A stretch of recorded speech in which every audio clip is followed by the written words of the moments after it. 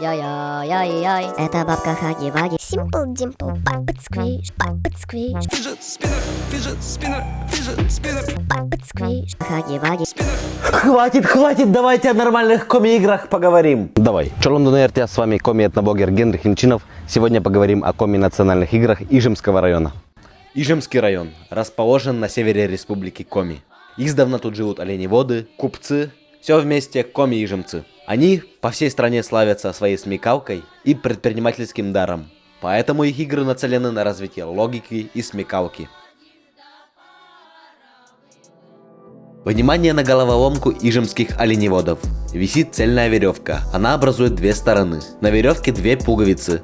Нужно сделать так, чтобы одна пуговица оказалась на другой стороне. Веревку развязывать нельзя. Колокольчики висят, если что, для красоты. Говорят, игра сложная. При мне головоломку никто не разгадал. Так, фокус давай сюда. Фокус.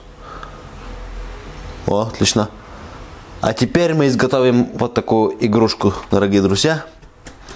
Вот так дергаем, и крутится пуговица. Нам нужна будет пуговица и нитка. Нитку размотаем примерно сантиметров 70.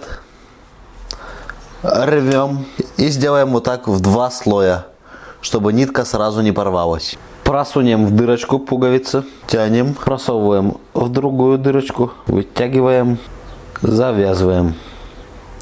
Теперь вот так просто дергаем, и пуговица начинает крутиться. Забавно. Игра шек похожа на игру в бабки, но отличается терминологией, правилами и ходом действия. На Ижме в шек играли оленями косточками. Для одной игры нужно подготовить 40 костей. У шега есть 4 стороны. Прямая сторона называется стол. Напротив находится сторона с двумя ямочками – сак. Выпуклая сторона – пук, а вогнутая имеет название гадж. Обычно в шег играют 4 человека. Перед игрой каждый бросает по одной косточке. У кого выпадает стол, ходит первым. Вторым у кого сак. Третьим у кого пук, а гадж ходит последним. Как только очередь определили, ведущий кидает косточки. Игра начинается. Нужно выбивать похожие косточки. Если игрок задел 3 или более косточек, то ход передается другому. Если не попал, ходит тоже другой. А если игрок попал по косточке, то он забирает одну косточку себе. Выигрывает тот, кто больше набил.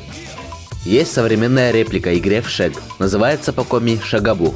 Если по-русски не шег. В этой игре две разные фигурки, сделанные из бересты. Одна фигурка означает чум, жилище оленевода, а другая компас. Нужно выбивать похожие фигурки.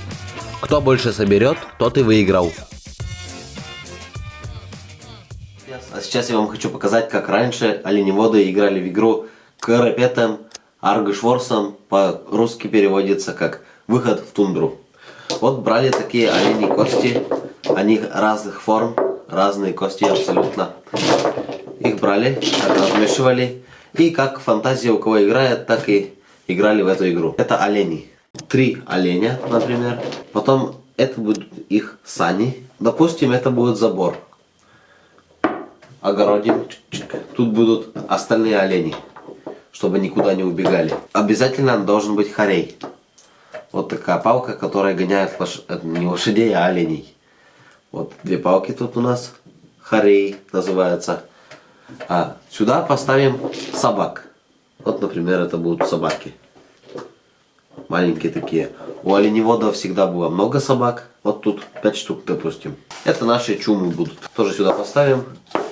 Оленеводы подобной игрой программировали ребенка быть хорошим хранителем оленей, чтобы он с детства знал, как обращаться с оленями. Еще знаю, что южные коми пугали своих детей лесными чудищами, варсами, например. Северные коми, оленеводы, никогда детей не пугали, чтобы потом они одни не боялись выходить в тундру.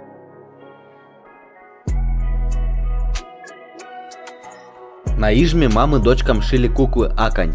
Игрушечная сестренка. Акань шилась только из лоскутков новой ткани. Лицо у кукол обозначалось белым либо светлым фоном. У каждой девочки количество тряпичных кукол в игрушечной семье, как правило, равнялось количеству членов реальной семьи ребенка. Но при этом куклам никогда не давали собственные имена членов семьи. чтобы обезопасить живых людей от сглаза и порчи. Для шитья костюма ижемские коми использовали лоскутки атласа, парчи, льна. У ижемских коми родители-охотники нередко изготовляли кукол из утиного клюва. И назывались они чож-акань. Существует поверье, что как сложится жизнь куклы у девочки, так впоследствии может сложиться и ее собственная жизнь. Поэтому девочки своих кукол берегут. Направо. Легким бегом. Марш.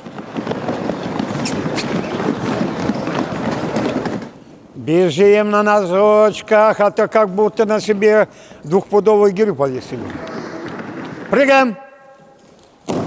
Все, встали. А в Ижме спортсмены уже много лет тренируются на секции Северного многоборья. Северное многоборье – это технически сложный вид спорта, состоящий из 5 дисциплин. Метание топора на дальность, бег с палкой по пересеченной местности, тройной национальный прыжок.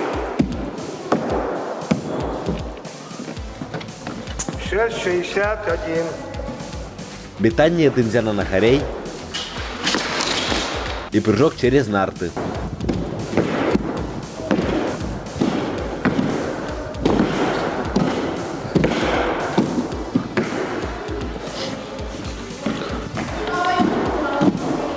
К соревнованиям допускается топор весом не менее 350 граммов. Аркан или тензей – основное орудие труда ненецкого оленевода, но и ижемского тоже. Представляет собой длинную веревку, сплетенную из 4 ремней шириной 5 мм. Веревка эта из кожи оленя. Плетут аркан в 4 нити. Охватить арканом хорей очень сложно. Я постарался, смог. Конечно, 10 лет за спиной Северного многоборья. Естественно, шучу. Не так, а так. Есть еще некоторые вот якуты бросают, они снизу бросают. Но это нужно ставить технику очень сильно. 8,20.